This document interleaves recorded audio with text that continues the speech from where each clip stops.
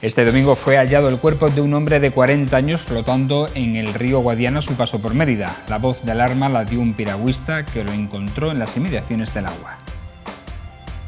Se cumple un año del inicio del confinamiento debido a la pandemia de coronavirus y el alcalde de la capital extremeña ha felicitado a los emeritenses por su buen comportamiento en este periodo, señalando que las sanciones no son significativas dada la población. La policía local desalojó este domingo a 60 padres de los campos de la Federación que estaban viendo jugar al fútbol a sus hijos por incumplir las normas de aforo. El ayuntamiento ha prohibido la asistencia de público a las instalaciones deportivas municipales. El pregón de Semana Santa que el cardenal Carlos Amigo iba a ofrecer este jueves en la concatedral de Santa María se ha suspendido para garantizar su seguridad sanitaria y la de los asistentes a este acto. Este martes tendremos cielo poco nuboso y las temperaturas subirán, llegando los termómetros a marcar 22 grados en varias localidades del Valle del Guadiana.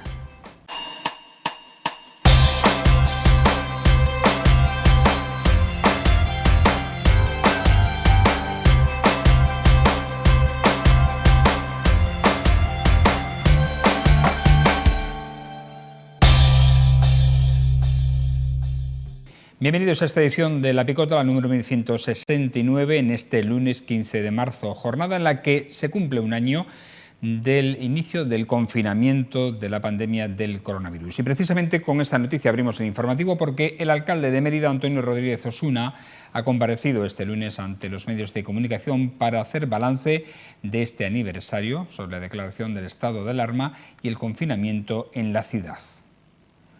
Osuna ha querido agradecer a los emeritenses en general su buen comportamiento durante este tiempo en el que el consistorio ha ejercido la autoridad que le compete y ha sancionado los incumplimientos de las medidas sanitarias establecidas para contener los contagios.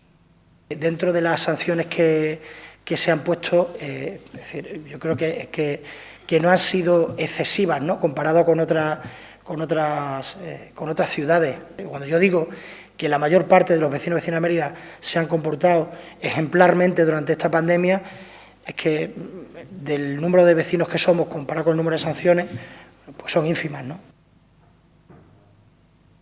El regidor de la capital extremeña ha confesado que los momentos más duros que ha vivido al frente del ayuntamiento durante estos días fueron precisamente los primeros del confinamiento, en los que tuvo que atender la demanda de mascarillas para los agentes de la Policía Nacional en la ciudad, residencias y empresas privadas que prestaban servicios esenciales, así como hacer llegar los menús escolares a las casas o los dispositivos electrónicos para que los estudiantes de familias sin recursos pudieran conectarse a las clases telemáticas.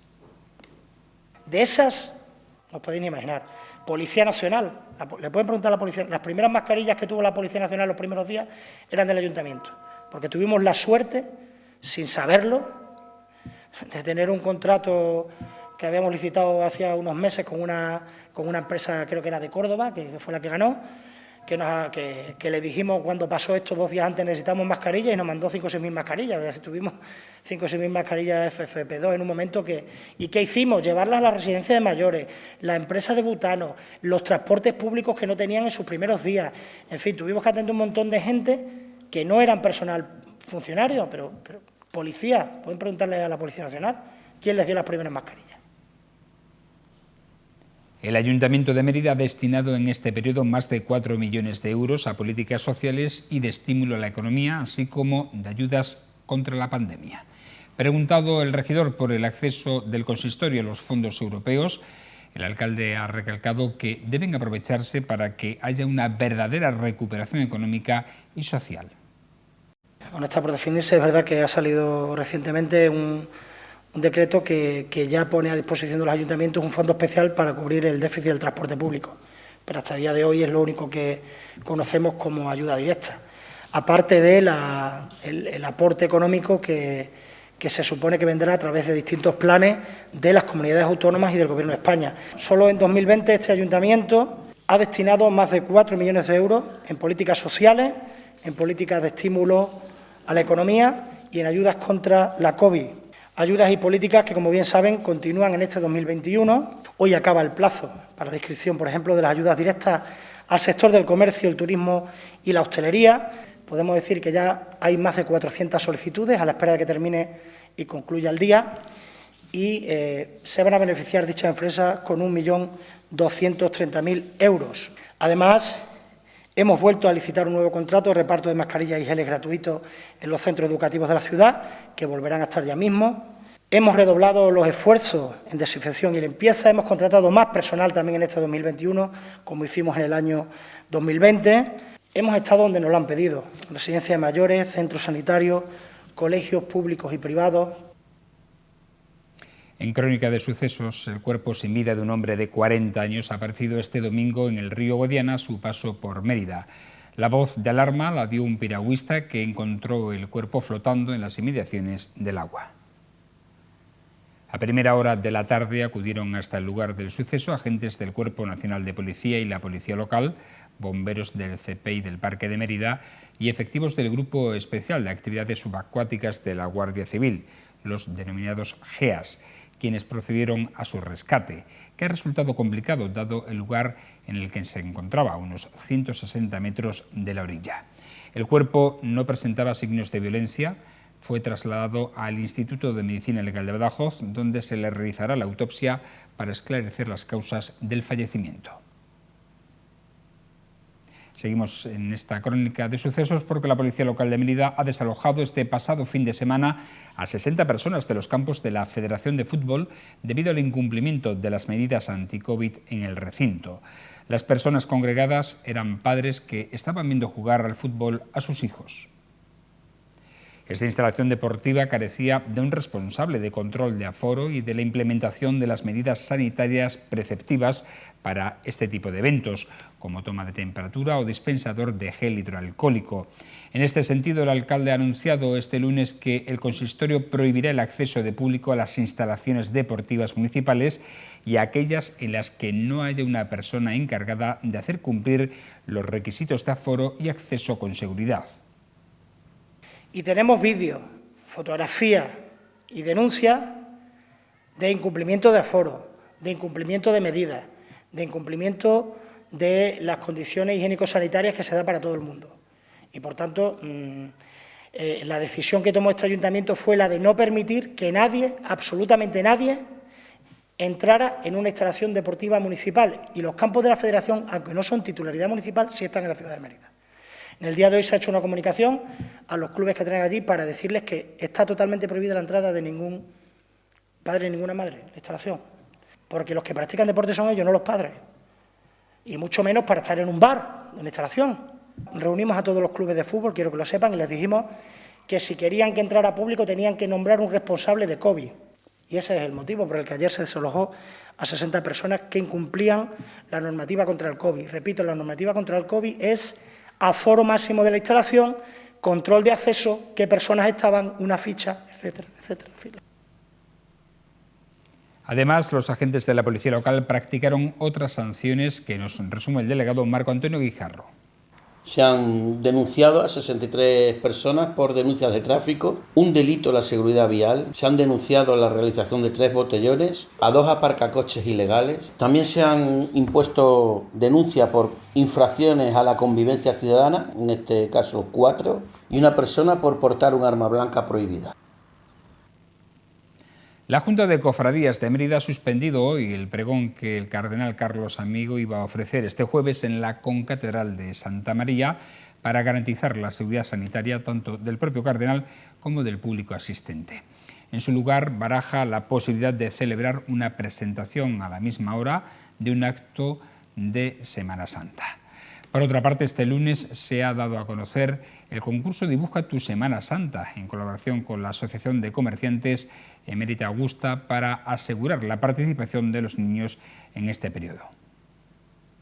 Estamos viviendo una situación bastante extraña, una Semana Santa en la que no va a haber esas manifestaciones públicas, en la que los críos pues son grandes partícipes y que por lo menos pues puedan manifestar ese sentimiento que ellos tienen hacia la Semana Santa a través de estos dibujos que van a ser pedidos desde la Asociación de Comerciantes. Los dibujos seleccionados se instalarán en los escaparates de los comercios de la asociación y recibirán como premio un vale de compra. Sí, esto es libre, enfocado a la Semana Santa, lógicamente. Pues nada, tener en nuestros escaparates algo bonito y que tenga que ver con la Semana Santa, claro. Los premios son bonos que vamos a dar, que el dinero lo ha puesto la Junta de Cofradía. Son 5 bonos de 20 euros a gastar en las tiendas de la asociación, porque lo que nosotros queremos es que haya una simbiosis entre nosotros. Nada, me traen que traigan a De Bella, que está en la calle Moreno de Vargas, que me traigan los dibujitos a mí, que soy la presidenta de la asociación, y se elegirán los 5 que más nos gusten, y luego nada, pues lo que intentaremos es eso, ponerlos en algún sitio y que seguramente que se lo pidamos al ayuntamiento que nos deje algún sitio para poderlos exponer. Las temperaturas diurnas suben este martes a niveles primaverales y disfrutaremos de buen tiempo. Tendremos cielo poco nuboso con algún intervalo de nubes altas, las temperaturas en ascenso ligero con una mínima de 7 grados y máximas de 22 grados en Mérida y 21 grados en Almendralejo. Los vientos soplarán del noreste al este.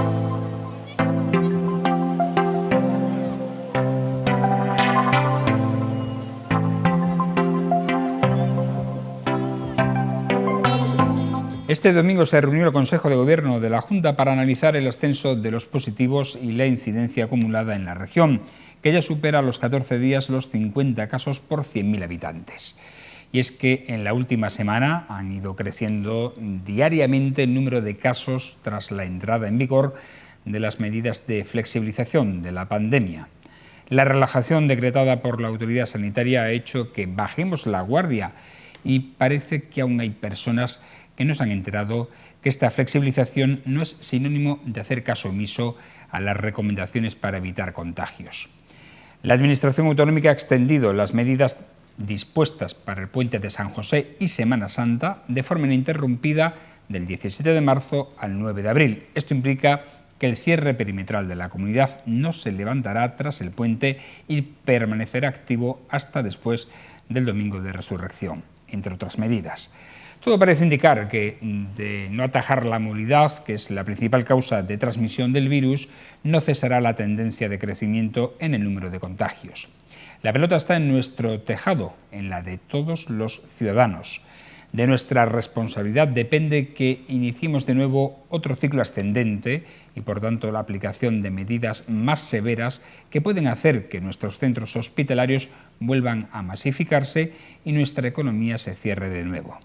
De nosotros depende. Buenas noches.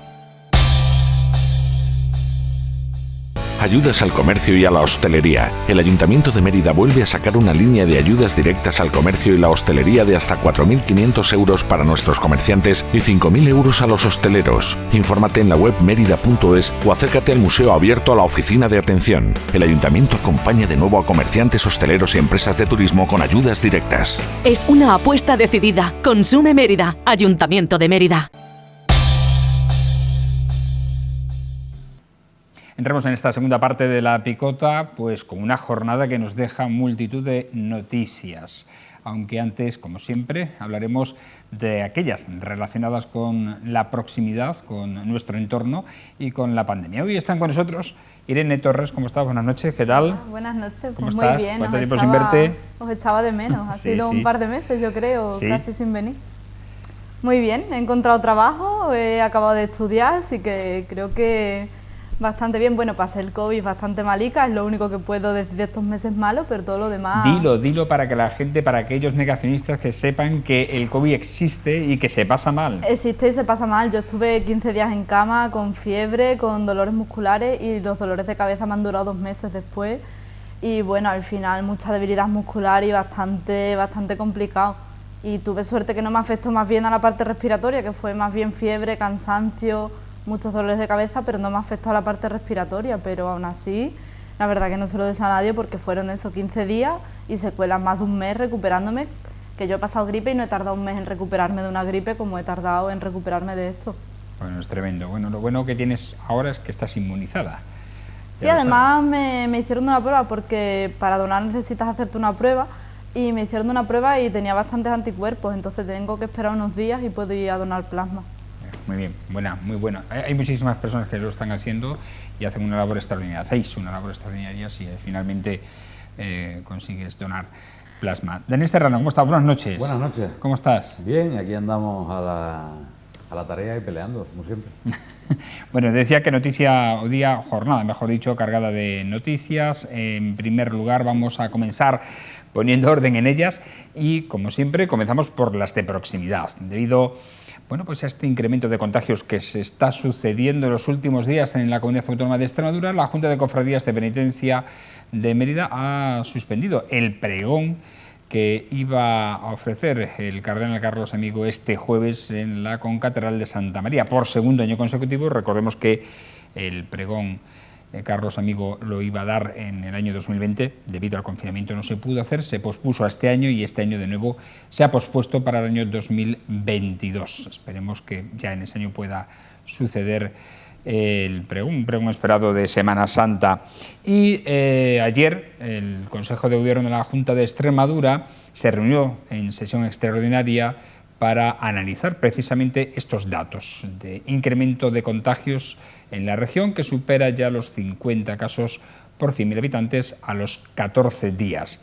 Y ha decretado la continuación de las medidas que se habían establecido para el puente de San José y Semana Santa, para que de forma ininterrumpida también afecten al periodo comprendido entre el 17 de marzo y el 9 de abril. Por lo tanto, la Comunidad Autónoma de Extremadura permanecerá confinada durante este periodo, es decir, desde este miércoles, que comienza ya, y hasta que pase la Semana Santa, hasta el 9 de abril.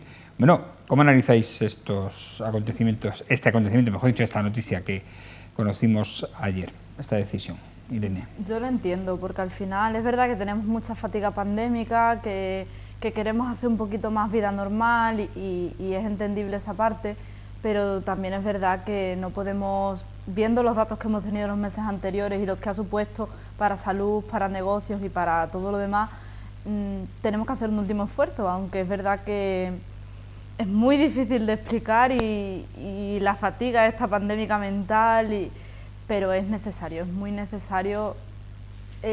La curva se está allanando, es necesario mantenerla llana para sí que salvar no solo el verano, sino la vida primero y luego sí un poco más el verano y las estaciones que en nuestra región y en nuestro país sí que vamos a tener más afluencia, pero relajarse ahora creo que sería un error, igual que creo que fue un error relajarse en Navidad. Lo hemos pagado claramente con esa tercera ola. De todas formas, ya los expertos apuntan a que en el mes de abril se va a suceder esta cuarta ola de contagios. Eso sí, va a ser un poco más o menos importante que lo ha sido la tercera ola. Pero sí que va a ser extraño que los españoles no nos podamos mover entre comunidades autónomas y, sin embargo, en Canarias y Baleares vamos a recibir un aluvión de alemanes, en principio. Dani. Canarias y Baleares, la verdad que siguen recibiendo aluvión cuando no es de uno, es de otro. Y la verdad que al final la carga se soportan todos. Lo de ahora del cierre de estas restricciones, bueno, era previsible, ¿no? No era decir, bueno, se sabía ya que para el puente del Día del Padre pues se iban a hacer determinadas restricciones y también contábamos con que en Semana Santa se iban a hacer restricciones, ¿no? Y lo que han hecho al final pues era lo más lógico, ¿no? Es decir, este fin de semana sí, mañana no, este fin de semana sí, pues digamos es hacerlo completo y actualizarlo ya. A mí no me gusta ninguna de las restricciones que hay, pero entiendo que bueno, dentro de las que se han tomado, que hemos visto de aquí para atrás, como era el cierre total de negocio, y viendo pues lo mal que lo han pasado pues muchas familias, creo que es lo menos malo. Entre lo que hay, pues bueno, pues cerrar las cancelas de la casa, lo que dijimos las primeras tertulias antes de que nos confinaran, cuando hablamos de cerrar las cancelas, ¿no? De la cancela de la casa ya nos iremos apañando, ¿no? Que al final, pues, de una manera u otra, ideologías aparte, al final, pues era lo que decíamos, creo que era algo que coincidíamos muchos y al final ha sido así, ¿no? Bueno, pues vamos a hablar ahora de la política porque realmente el escenario o el tablero autonómico está muy interesante. Yo el viernes pasado editorializaba sobre el efecto mariposa, lo que ocurría en un sitio, cómo se tiene sus efectos en otras regiones. Eso es lo que ha pasado pues, con la moción de censura que Ciudadanos y el PSOE presentaron en Murcia, la repercusión que ha tenido. Ahora hablaremos de ella, si ha influido o no ha influido, si tenía que ver o no tenía que ver en Madrid. El reforzamiento de los pactos en Andalucía y Castilla y León por estas dos mismas formaciones, PP y Ciudadanos, y el fin de semana nos ha dejado pues la desestimación de la medida cautelar que había establecido el Parlamento de Madrid de dar curso a las mociones de censura para que se pudieran celebrar antes que las elecciones del próximo 4 de mayo. Ha suspendido esa cautelar, como he dicho, y finalmente se van a celebrar las elecciones autonómicas el 4 de mayo, martes. Hoy nos despachamos, además, con otra noticia de alcance, y es que Pablo Iglesias, el vicepresidente del Gobierno, ha anunciado que dejará la vicepresidencia para encabezar la candidatura de Unidas Podemos en Madrid, y ha propuesto a Más Madrid una coalición para ir juntas o concurrir juntas a estas formaciones, a estas elecciones. Pero, como digo, la noticia de alcance indudablemente hoy ha sido el abandono de Pablo Iglesias del Gobierno. A ver, vamos a analizarlo por partes. Irene. Bueno, a mí la verdad que me ha sorprendido, creo que a todo el mundo nos ha sorprendido. Bueno, yo creo que Yolanda Díaz, voy a empezar por la parte positiva de todo esto, porque creo que Yolanda Díaz es la que se quedaría la vicepresidencia que actualmente tiene Pablo Iglesias. Creo que si hay alguien que en los últimos meses en este país ha demostrado que es una política que está a la altura, es Yolanda Díaz. Ha gestionado ERTES, ha gestionado un sistema que antes nunca se había puesto encima de la mesa en una situación de crisis, y esa es la parte que más me puede alegrar de toda esta noticia que ahora hablamos. La parte negativa es que creo que no debería haber elecciones en Madrid, entonces creo que todos estos movimientos rápidos, tácticos, al final supone mucho desgaste para la población, y me da igual que lo haga Pablo Iglesias que cuando hace unos meses lo hizo el que era ministro Salvador Illa para irse a presidir la Generalitat. Gracias, Dani. Creo que todo ese tipo de movimientos, el problema es que dan un descrédito político, no a la formación política que lo hace, porque realmente al final el movimiento de Pablo Iglesias se podría decir que casi que es generoso. Él deja una posición donde por supuesto gana más dinero del que ganaría en la otra, tiene ya una posición en la que ya está allí, no tiene que acceder a ella, ya es vicepresidente del Gobierno, entonces deja una situación de estabilidad para enfrentarse además a unas negociaciones otra vez de una coalición con más Madrid y a otro tipo de cosas que evidentemente en el sitio donde está no tendría por qué hacer. O sea que a nivel interno de un partido, no hablo de sociedad, a nivel interno se puede considerar un gesto casi generoso por su parte. El problema es que como no debería haber elecciones, todo lo que se haga ahora goza de un descrédito político. Lo haga Ayuso, lo haga Rocío Monesterio, lo haga Pablo Iglesias o lo haga Íñigo Errejón, si es que da igual. Yo no estoy de acuerdo. A ver, Dani. No esperaba menos. Como decía Jack el Destripador, vamos a ir por partes. Que sea un tema, un gesto generoso por el tema económico. Si tiramos de los protocolos en cuanto a los sueldos vitalicios y pagas, que evidentemente se retiraron las pagas vitalicias, tal y como se anunció, a ministros, a diputados y a senadores, pero se las mantuvo los presidentes y vicepresidentes. Se mantuvieron teniendo en cuenta que, bueno, pues ese cambio, eso no lo perdería, y digamos el cambio, el salto que daría sería un extra, el tema que tenga pérdidas económicas y de generoso, pues nada. Y ahí un momento, está. te respondo. Y ahí está. Vale. Perdón un segundito, Acaba. yo te he dejado explayarte. Tienes razón. Y verlo así, para que no me riñas, que luego me riñes te interrumpo. Y eso en cuanto a mi opinión, ¿no? Luego ya en cuanto a ideología que me gusta más, evidentemente, a mí creo que cualquiera que me conoce sabe que no me gusta Pablo Iglesias, pero no me gusta porque no me gusta, digamos, eso de engañar. Sí, lo veo así, lo veo en cuanto a lo que se vendió, que era muy buena idea, la idea inicial, que como nació Podemos, y creo que al final pues los líderes han engañado. En cuanto a que no debería haber elecciones en Madrid, bueno, teniendo en cuenta que sí dejamos que haya una moción de censura, pero no, elecciones no.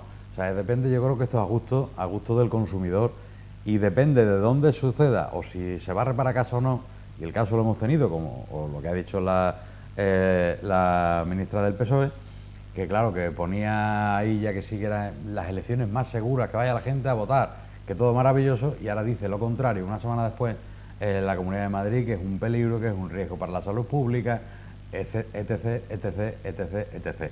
Lo que queda en evidencia que si me interesa, porque tengo un ministro que apunta bien para que sea presidente y gane unas elecciones, pues entonces no hay problema, hay EPIs para todo el mundo allí, lo que no tenían los hospitales han tenido todos los presidentes de mesa y secretarios de las mesas electorales en Cataluña, y sin embargo, pues, si no nos gusta el resultado o vemos que el resultado no puede ser favorable, pues tenemos el que no debería haber elecciones, que todo es así. Yo creo que el juego político entra dentro de las dos partes. Y una tercera parte, que era claro, el despiste o el fraccionamiento de Ciudadanos, que también era una idea muy buena. Yo comparto muchas ideas que pueden tener, pero es verdad que Ciudadanos está pasando lo que le pasó a UCD y a CDS, cuando de Suárez. Coger a gente de derecha, gente de izquierda, y ahora dicen, no apoyes a este y tienes que apoyar al otro. En un sitio hacemos la moción de censura, preparamos una moción de censura, cuando ni siquiera los mismos diputados de la misma formación estaban de acuerdo, y en Madrid, que era muy evidente en la comunidad ese fraccionamiento, igual que en el ayuntamiento, vemos que hay una cordialidad, por lo menos de distintos partidos, los portavoces de distintos partidos, fuera en la comunidad, sí, no es que se escenificara mucho, pero sí se palpaba esa división que se iba a saltar por los aires de un momento a otro. Irene, yo voy a decir de todas maneras que la política se está despegando tanto de la sociedad que prácticamente evidencia ese distanciamiento con estos hechos. No debieran en estos momentos, no es tiempo ni para mociones de censura ni para elecciones, ninguna de las dos cosas, al menos hasta el otoño, en mi opinión, cuando se tuviera ya una inmunidad de rebaño que tanto nos están vendiendo, ya que el esfuerzo político ha de centrarse en la vacunación, que es lo importante ahora de cara al verano. Yo creo que, una vez más, la política evidencia su distanciamiento de la sociedad, pues convocando a las catalanas, convocando ahora a las madrileñas y haciendo lo que se ha hecho en estos últimos momentos. Irene. Le respondo primero a Dani lo que ha dicho, porque creo que si durante los últimos años, 4 o 5 años, hemos visto un partido que esté proponiendo en todos los parlamentos, en todos, en el de Andalucía, en el de Extremadura, se propuso la legislatura pasada, incluso en el de Madrid, la eliminación de los sueldos vitalicios de los políticos, ha sido Unidas Podemos. Entonces, ¿cómo? No, bueno, eso viene de la época de Rajoy. No, me refiero a los parlamentos regionales, de la época de Rajoy no, porque Rajoy no estaba en los parlamentos regionales. Bueno, pero en los regionales, en el nacional sí, el nacional es aquella. Pero yo te respondo al que tú me has dicho, que es el regional, y quien lo ha propuesto en los últimos años, incluso en la Asamblea de Extremadura. Él es vicepresidente nacional, Pablo Iglesias, no se presenta en la Asamblea de Extremadura. No, pero sí se presenta a la Comunidad de Madrid, a la presidencia, y es de donde estamos hablando. De vicepresidente del gobierno. No va a tener, bueno. Vale, sigamos. Sigamos. Y yo creo que sí, que la parte que ahora nos preocupa, o por lo menos a mí me preocupa como ciudadana, y ahora mismo no milito en ninguna formación, así que evidentemente tengo afinidad con una formación y la sigo teniendo y la seguiré teniendo mientras sigan con el mismo tipo de propuestas, pero creo que lo que nos preocupa un poco como ciudadanos es el descrédito político en una situación en la que tenemos, porque si yo hace un mes vine aquí a decir que no me parecían bien las elecciones de Cataluña, no puedo venir ahora a decir que me parecen bien las de Madrid, cuando la situación, aunque haya mejorado un poquito, no es estable. Y el hecho de que haya EPI simplemente es que antes no los había en ninguna parte, y eso, no sé si visteis ayer una entrevista que se le hizo a Fernando Simón, el hecho de que China hace unos años, el año pasado cerrase la frontera para exportar y luego la haya vuelto a abrir, hace que vuelva a haber EPIs en todo el mundo. No es una cuestión de antes no los quisimos tener y ahora los tenemos, ahora hay una producción abierta, antes no la había.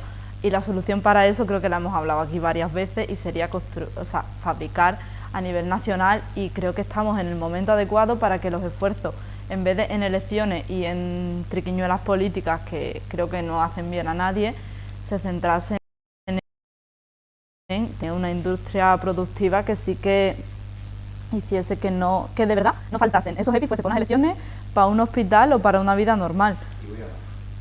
Ya, aparte de eso, el pagar y no dejar que grandes científicos que han salido de aquí, de España, y que desgraciadamente están investigando en laboratorios fuera de España, porque les tratan mejor de alguna manera, económicamente hablando, no se invierte en España. El problema, y nos hemos dado cuenta ahora, ha tenido que venir una pandemia para que nos demos cuenta de que eso de la investigación en I+D, vamos a dar más fondos, pues era un poco como que ya compramos a alguien que lo fabrique, ¿no? Y ha provocado pues una fuga de cerebros importante. Y nos damos cuenta ahora que nos hace falta, ahora, cuando ya tenemos la pandemia encima. Y hubiera sido muy importante pues tener aquí, bueno, pero bueno, de todo se aprende, ¿no? Y esperemos que en este país también haya aprendido de esto. En esta pandemia efectivamente se nos ha visto las costuras a España, pero no solo a España, yo creo que a Europa, porque eso de que fabriquen ellos o que inventen ellos, que por cierto eso de que inventen ellos es muy español, nos ha pasado factura, y no solo a España, sino a Europa. Nos ha pasado con las mascarillas, nos ha pasado con los EPIs, nos ha pasado con las vacunas ahora, nos ha pasado con todo. Pero no es solo que inventen ellos, es nuestra sanidad. Nuestra sanidad ha respondido porque el personal sanitario ha hecho horas de más que no ha cobrado y ha hecho un sobreesfuerzo. Es como, hemos tenido que llamarles héroes porque no tenían condiciones laborales. Si hubiesen tenido condiciones laborales dignas, no hubiésemos salido a llamarles héroes. Hubiésemos entendido que teníamos un sistema sanitario fuerte. Y ni con una pandemia hemos llegado a entender eso. Es una cosa que a mí me sorprende. Bueno, pero el sistema sanitario español sí es fuerte. No, tiene muchas debilidades. Lo tenemos, es universal. Es universal, pero no es fuerte. Comparado con otros países, comparado con otros países, un sistema sanitario, la verdad es que pero las condiciones laborales de... Eso es otra cosa. Claro, eso es otra pero cosa. El sistema sanitario se sostiene en base a sus trabajadores. Me refiero, de prestación a los usuarios es un buen sistema. Sí, sanitario. Es un buen sistema, pero es un buen sistema en muchos casos por el sobreesfuerzo que hacen, como han hecho durante la pandemia, los trabajadores y las trabajadoras que allí están, porque cualquiera que conozca, que creo que todos en esta mesa conocemos, algún sanitario, alguien que trabaje no solo en un hospital, sino en un centro de salud o que haya trabajado como rastrador, sabemos las horas extras que han estado que ni las han cobrado, ni las van a cobrar, ni las van a ver, y eso es un sobreesfuerzo. Eso no es que un sistema sanitario esté preparado o que tenga el personal suficiente para... Entonces, si tenemos EPI, habrá elecciones sin problemas en Madrid. Ya está. Y otra vez habrá que enfundar a los intermedios presidentes de mesa y todo allí, pero... Volvemos al tema inicial, de todas maneras. El de Pablo Iglesias. A ver, ¿cómo analizáis el hecho de que efectivamente deje una vicepresidencia, toda una vicepresidencia segunda del Gobierno de España, para ir de candidato a unas autonómicas en la que de momento, según los sondeos electorales, no tiene muchas posibilidades Unidas Podemos? Pero es la carta que más, dentro de lo que hay, y sabiendo y viendo todas las encuestas y viendo que realmente pues Unidas Podemos en Madrid pues era un mercado a la baja, digámoslo así, pues la única opción que les quedaba es dar un golpe de efecto grande para poder por lo menos frenar esa caída, esa huida de votos, ¿no? Es como ahora decir, ¿qué candidato, quién va a poner Ciudadanos, como no se presenta Arrimada, para la Comunidad de Madrid, que pueda frenar algo, un poquito, esa caída de votos? La única opción que tenía pues era la del golpe de efecto que han puesto, ¿no? de Pablo Iglesias. Yo contentísimo, también estoy muy contento y muy feliz, que por lo menos ya no va a ser mi vicepresidente, ya pues va a ser marrón de un poco de la comunidad, aunque él siga presidiendo el partido y tendremos que haya ahí, pero bueno, independientemente de eso, creo que ha sido un golpe de efecto que ha realizado Podemos para frenar esa caída de votos. Una apuesta muy arriesgada, es muy arriesgada, no generosa, arriesgada, pero creo que por lo menos va a frenar un poquito esa parte. Y al fin y al cabo, el pacto con Errejón, que han sido amigos desde el principio, fundadores, ahora creo que van a llegar a buen puerto, ¿no? Con más. Pero ¿os imagináis que se diesen las circunstancias de un resultado electoral en el que Partido Popular y Vox no alcanzasen la mayoría para gobernar y si la alcanzasen la suma de PSOE, Unidas Podemos, Más Madrid y Ciudadanos? ¿Cómo casaría Ciudadanos y Unidas Podemos en un nuevo encuentro, en este caso en Madrid? Ciudadanos no creo que llegue al 5%. O sea, que no va a sacar representación. Creo que estamos todos de acuerdo en que no va a llegar al 5% necesario para sacar algún diputado en la Comunidad de Madrid. Ojalá, porque siempre cuando hay variopinto y hay variedad de opiniones, pues digamos que salen más cosas a la luz, ¿no? Sale todo bien, pero no creo que llegue, que consiga el 5% necesario. Y en cuanto a esa fusión que dice, yo he visto donde más se ha sufrido, digamos, el desgaste nacional de la gestión, y quienes precisamente estaban gobernando era Partido Socialista y Unidas Podemos en coalición, ha sido en Madrid. Madrid es la capital, es el centro de todo, donde más se sufre y donde más se sale victorioso de esos dos sitios.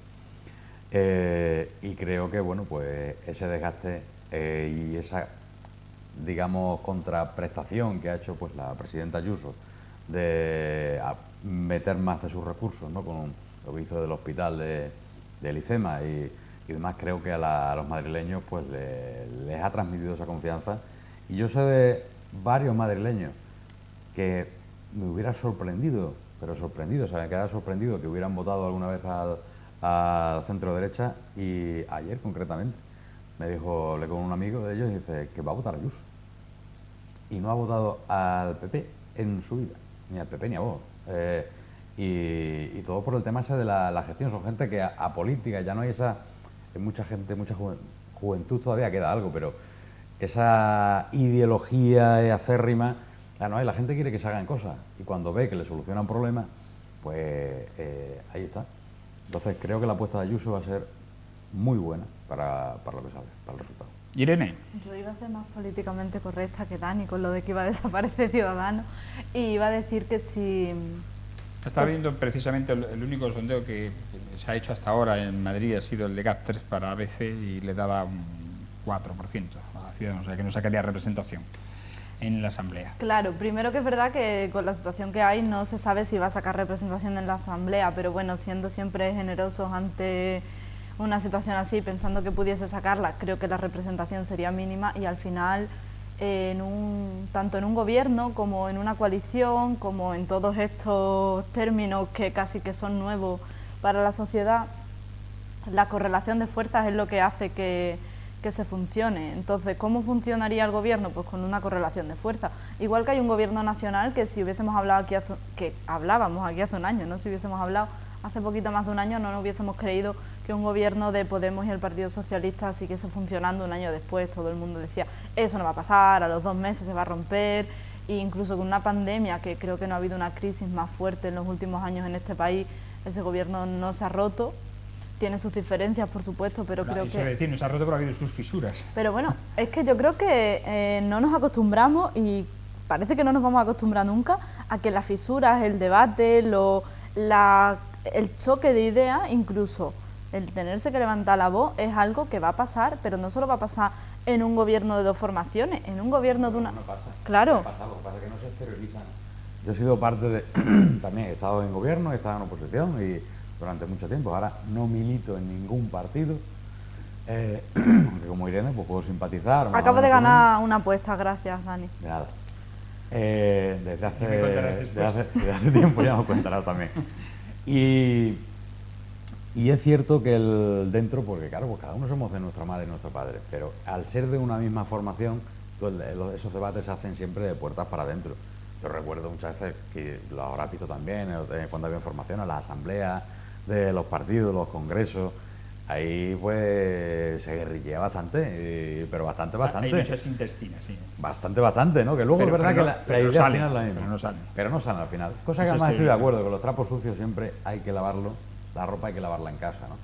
Pero pasa que al haber 2 formaciones, pues evidentemente pues saltan enseguida, porque uno no quiere dar cuenta, no tiene por qué dar cuentas a otro, y eso salta y es más evidente. Pero pues así, hemos escuchado algo de la coalición de Ciudadanos y PP en el Ayuntamiento de Madrid, va como la seda, están tan contentos, van a seguir exactamente igual.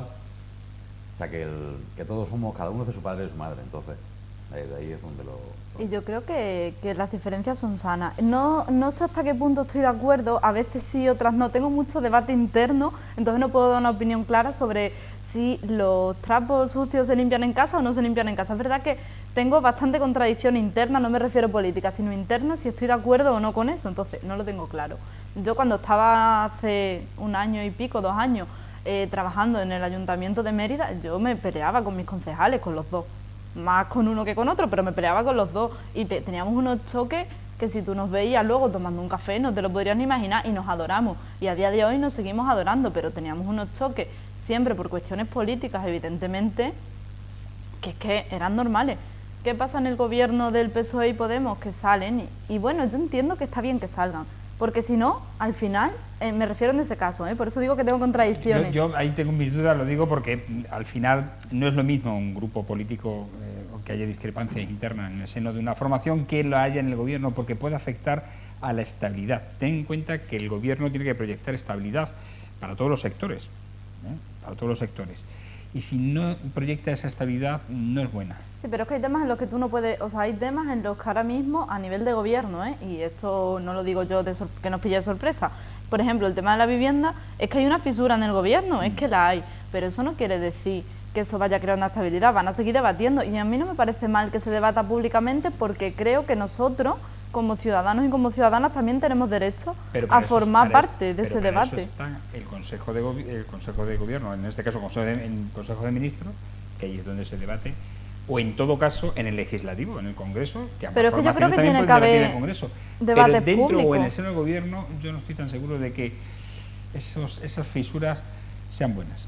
Yo creo que no. Sé. Yo creo que, o sea, que en temas concretos, o sea, creo que estaría mal si fuese con todo. Es decir, si todo es una fisura y luego no se muestra una unidad, que yo creo que sí muestran en muchos casos, creo que estaría mal. Pero que se hable de temas como la vivienda, el acceso a la vivienda, la regulación, principalmente los temas que se han puesto sobre la mesa que le interesan a la población, porque evidentemente luego se han puesto otros temas que son debates más sectoriales, pero temas que le interesen a la población, creo que al final...